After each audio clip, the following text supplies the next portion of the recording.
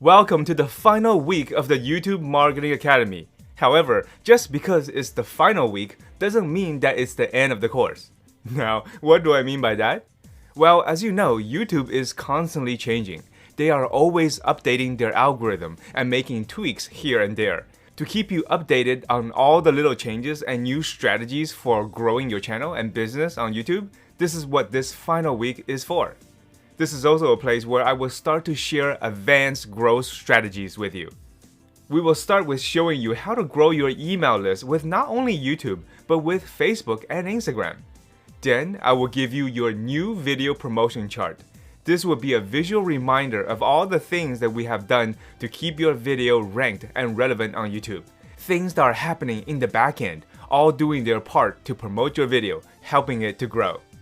Then I will show you how to set up audiences in your Google Ads account so that you can start to collect people who have interacted with your videos on your channel. Why do we want to do that? This is the top secret money-making secret that people with small channels don't want you to know. You can target anyone who has viewed your video, who have visited your channel, and who have subscribed to your channel, and run ads to them. These people are the warmest traffic that you will ever find online. Why?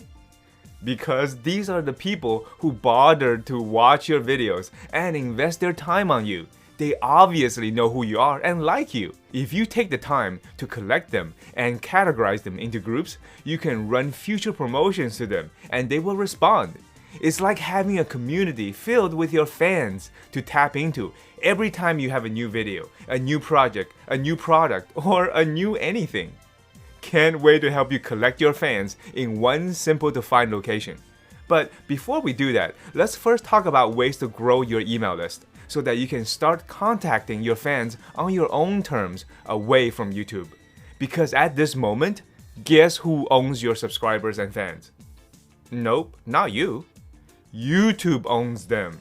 And in order to talk to them, we have to go through YouTube, go through the middleman. We want to cut out the middleman and be able to contact our fans ourselves on our own terms.